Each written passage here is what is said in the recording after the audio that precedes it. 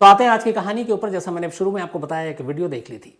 तो आज की कहानी एक फैशन ब्लॉगर जो ब्लॉगर है उसकी मौत की कहानी है। दिल्ली के करीब गाजियाबाद में एक परिवार रहा करता था। अच्छा खासा परिवार था। उस परिवार के मुखिया जो हैं वो नोएडा में एक एक्सपोर्ट शूज़ कंपनी में काम करते मुलाजिम थे। माली हालत भी ठीक ठाक। घर पे उनकी पत्नी और 2 बच्चे थे, एक बेटी बड़ी और दूसरा छोटा बेटा। बेटी पढ़ने लिखने में होशियार थी, नाम रितिका। गाज़ियाबाद के एक कॉन्वेंट स्कूल में उसका दाखिला करा दिया। उसने स्कूलिंग वहीं से की, पहले 10th फिर 12th। दिखने में भी अच्छी, पढ़ाई लिखाई में होशियार, अंग्रेज़ी फर्राटेदार, कॉन्वेंट स्कूल की पढ़ी हुई। फिर इसके बाद उसने अब हायर एजुकेशन के लिए बीएससी सब्जेक्ट चुना और ओपन स्कूल से उसने बीएससी करना शुरू किया। इस दौरान रितिका की मम्मी का जो परिवार था, यानी कि रितिका का ननिहाल, उसकी नानी नाना, वो सब रहते थे उत्तर प्रदेश में। एक जगह है टुंडला रेलवे स्टेशन, मुझे हमेशा याद रहता है। तो उसी टुंडला के रहने वाले रितिका के ननिहाल के लोग। अक्सर गर्मियों की छुट्टी में रितिका गाजियाबाद से अपनी नानी के पास जाती। एक ज़माना था जब गर्मियों की छुट्टी का मतलब ही ये होता था मामा के घर जाना, नानी के घर जाना। मुझे आज भी याद है। लेकिन वक्त बदला है, अब लोग छुट्टियां मनाने, उसके अलावा अब नाना नानी मामा के घर नहीं जा रहे हैं। तो फिर ये होता था, कहाँ जा रहे हो भाई? तो कहीं ठंडी जगह पे जा रहे हैं, क्योंकि समर वेकेशन तो गर्मी में ही होगी। तो मनाली जा रहे हैं, मसूरी जा रहे हैं, देहरादून जा रहे हैं, शिमला जा रहे हैं, नाम सुनने पाते थे। आप देखिए सोशल मीडिया पे तस्वीरें, तो लगता है कि इंडिया में कोई घूम ही नहीं रहा है। सभी विदेश की तस्वीरें डालते हैं। कोई स्विट्ज़रलैंड में है, कोई लंदन में है, कोई यूएस में है, कोई ऑस्ट्रेलिया में है, कोई पता नहीं कहाँ कहाँ है। तो ये इसलिए कि याद आ गया, बचपन में हम सभी नाना नानी मामा के घर जाया करते थे। तो रितिका भी अक्सर जाया करती थी। इत्तेफाक से उसकी नानी के बराबर में एक लड़का रहा करता था और पड़ोसी था। तो अब ननिहाल जाती है, नानी के घर में आस पड़ोस के लोगों से ही मुलाकात होती है। तो रितिका की भी मुलाकात उस शख्स से होती है। उसका नाम आकाश था। रितिका और आकाश दोनों मिलते हैं। जब भी वो टुंडला जाती, फिर रितिका वापस आ जाती है गाजियाबाद छुट्टी के बाद। और ये सारी चीज़ें, इनकी मुलाकात चलती रही। लेकिन रितिका ने इसको बड़ा नॉर्मल लिया था।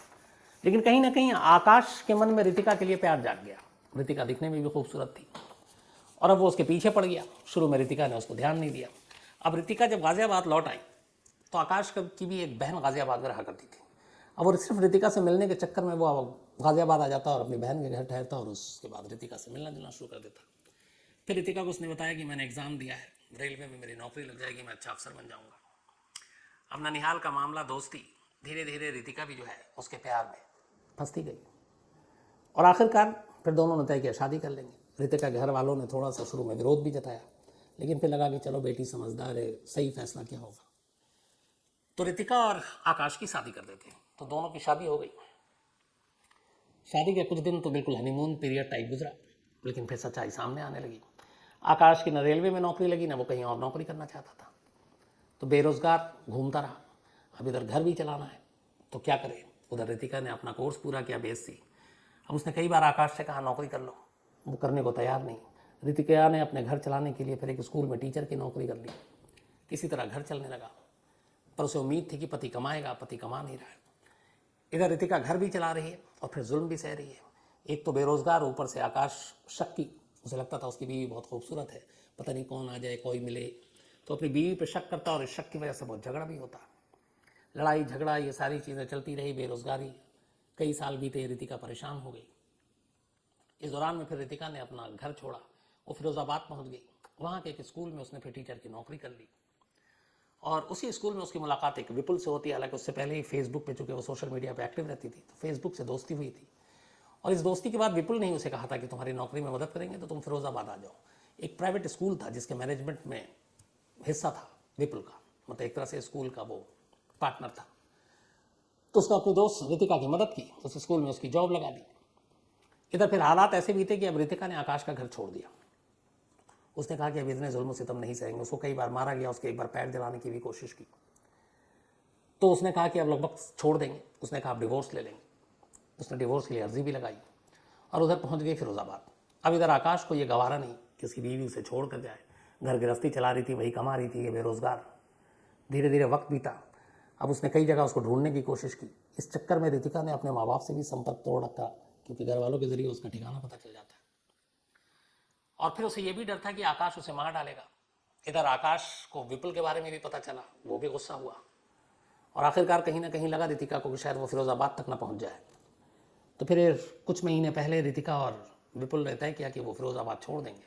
रितिका आगरा पहुंच गई, और आगरा में उसने एक अपार्टमेंट में एक फ्लैट किराए पर ले लिया 13,000 रुपीज़ में। अब वो और विपुल वहीं रहने लगे, लगभग लिव इन में।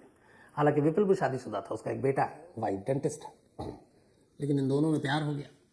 पहले हमदर्दी थी, फिर प्यार हुआ। उधर आकाश जो पहला पति है, उससे अब छुटकारा चाहती है रितिका। बेरोजगार है, टॉर्चर भी करता है, मारता भी है। अब ये सारी चीज़ें चल रही हैं, और उसको रितिका को अपना राज भी छुपाना है कि वो कहाँ रह रही है, क्योंकि कभी भी आकाश को पता चल गया तो उसे डर था कि मार देगा। तो वो सोशल मीडिया पे एक तरफ एक्टिव है रितिका, बाकायदा वो अपने ब्लॉग भी चला रही है, और काफ़ी पॉपुलर भी, उसके अच्छे खासे फॉलोअर्स भी बढ़ रहे हैं। इंस्टाग्राम पे ही उसके करीब 44-45,000 फॉलोअर्स हो गए थे। और रितिका आगरा इन्फ्लुएंसर के नाम से ही अपना एक blogger, fashion, food, travel, life style, इस तरह का ये ब्लॉगर, तो रितिका के नाम पर। अब इसके जो वीडियो है इंस्टाग्राम पर रितिका के, उसमें बहुत सारे ऐसे हैं भी कि जिसमें बालों के और बाकी ब्यूटी प्रोडक्ट्स के ऐड भी कर रही है, तो शायद उससे भी कुछ पैसे कमा रही थी। लेकिन एक तरफ अपने पति से उसे छुपना है, दूसरी तरफ सोशल मीडिया पर भी है। सोशल मीडिया के जरिए फिर आपके पते ठिकाने कई चीज़ें पता भी चल जाती है, तो उसे ये भी डर है। लेकिन सोशल मीडिया भी मजबूरी है, पैसे भी कमाने हैं, और वो अपने अब दोस्त के साथ लिव इन में रह रही है। इधर उसका पति लगातार अपनी बीवी को तलाश रहा है कि वो कहीं छुपी है, उसे ढूंढना है। वो उसके घर वाले को भी तंग करता है। धीरे धीरे वक्त बीता, आखिरकार आकाश को पता चल जाता है कि जो रितिका है वो आगरा के ओम श्री प्लेटिनम अपार्टमेंट में 4th फ्लोर पर रहती है, और उसके फ्लैट का नंबर है 404। अब उसने, आकाश ने ये सब कुछ पता कर लिया। इसके बाद उसने पता किया कि उस अपार्टमेंट में, आमतौर पर आप दिल्ली या कहीं आसपास जाएं तो जो अपार्टमेंट्स होते हैं बड़े बड़े, उसमें आप तभी एंट्री करते हैं तो गेट पे गार्ड होता है, आपको अपने नाम बताना होता है। और ज़्यादातर जगहों पे ये है कि जब आप गेट पे जाते हैं तो आप जिस फ्लैट का नंबर बताते हैं तो गार्ड जो है सीधे उस फ्लैट में फ़ोन कर देता है और पूछता है फलाने साहब आपसे मिलने आए हैं, ये नाम है, भेजूँ या ना भेजूँ। फिर ऊपर से जवाब आता है कि हाँ भेज दिए, तो आपको एंट्री करके भेज देते हैं। आगरा के इस अपार्टमेंट में भी यही चीज़ें थी, और ये बात पता थी कि वहाँ पे गेट पर रोकेंगे, एंट्री कराएंगे। आकाश ने इसके लिए एक तरीका निकाला। उसने अपने 2 साथियों को लिया और साथ में 2 महिलाओं को लिया, 2 उसकी परिचित थी, और उसने कहा बस चलना है, थोड़ी देर का काम है। उसके बाद ये लोग 24 जून को सुबह 10:36 पर 10:36 AM 24 जून आगरा के इस ओम श्री प्लेटिनम अपार्टमेंट में पहुंचते हैं।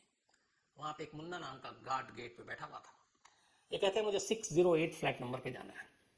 गार्ड कहता है एंट्री कर दीजिए। अब 2 महिलाएं साथ में, आमतौर पर आप कहीं भी जाएं तो महिलाएं एक बड़ा, जैसे लोग होते हैं क्रिमिनल, वो अपने आप को बचाने के लिए एक तरह से यूज़ करते हैं बच्चों को या महिलाओं को। उसको देखकर सामने वाले को शक नहीं होता, लगता है फैमिली वाले लोग हैं, फैमिली अच्छी खासी महिलाएं साथ में हैं, पुरुष हैं, बच्चे हैं, अच्छे लोग होंगे।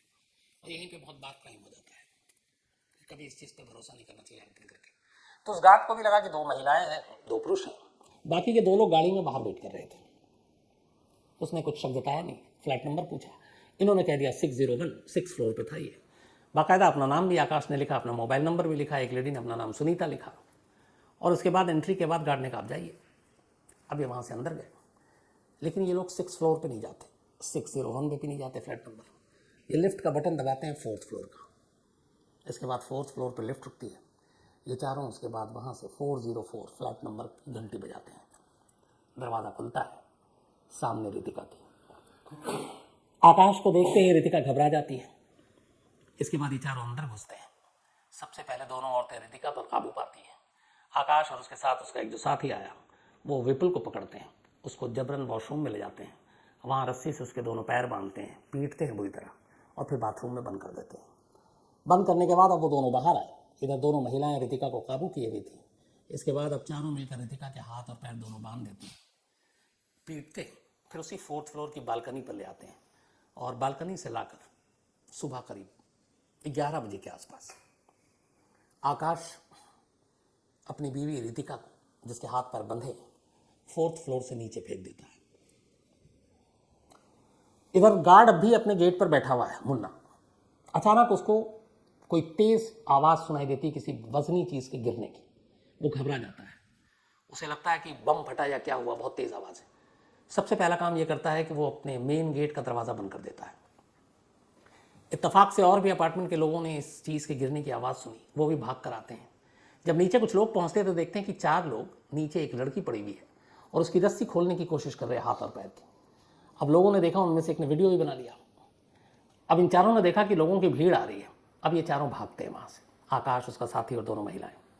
भागते हुए गेट की तरफ बढ़ते हैं। गेट के बाहर इनका 2 साथी इंतजार कर रहा होता है, लेकिन मुन्ना ने अपने दिमाग का इस्तेमाल करते हुए गेट बंद कर रखा था। बाहर जाने का रास्ता था नहीं। ये लोग गेट के पास आकर फंस गए। पीछे से अपार्टमेंट के लोग आए, एक लाश ज़मीन पर पड़ी थी। माजरा समझ गए, उन चारों को दबोच लिया। दबोचने के बाद किसी ने 100 नंबर पर फ़ोन कर दिया। कुछ मिनटों में ही पुलिस पहुंच गई। अब इधर एक लाश पड़ी थी, इधर 4 लोग जो भाग रहे थे। पुलिस ने उन्हें पकड़ लिया। इसके बाद पड़ोसियों के साथ पुलिस 4th फ्लोर पर पहुंचती है, जहां से रितिका की लाश गिराई गई थी। वहाँ अंदर जाती है पुलिस, तो देखती है कि बाथरूम में एक शख्स बंद है, चिल्ला रहा है। पुलिस उसका पैर रस्सी खोलती है, उसे बाहर लाती है, विपुल था। फिर वो सारी कहानी बताता है। इसके बाद पुलिस उन चारों को ले जाती है, पूछताछ करती है। फिर पूरी कहानी यही आती है कि पति जो काम नहीं करता था, पत्नी खूबसूरत थी, वो पत्नी के ऊपर शक भी करता। पत्नी अब अपने पति से ऊब चुकी थी, क्योंकि वो बेरोजगार था, उसने झूठ बोला, ऊपर से उसे तकलीफ पहुंचाता था। और जब उसने डिवोर्स के लिए वो फाइल कर दिया तो उसे और भी गुस्सा आया पति को। इस दौरान में पत्नी की किसी और से दोस्ती हो गई, दोनों साथ रहने लगे। वो अपनी ज़िंदगी अपने सिरे से जीना चाहती थी और पति को यह बर्दाश्त नहीं था। उसे लगता था कि उसकी पत्नी जो कमाती है वो हाथ से निकल जाएगी, तो वो उससे बदला लेना चाहता था। और इसी बदले की आग में एक पति ने अपनी ही पत्नी को 4थी मंजिल से नीचे फेंक दिया। ये थी अफसोसनाक कहानी।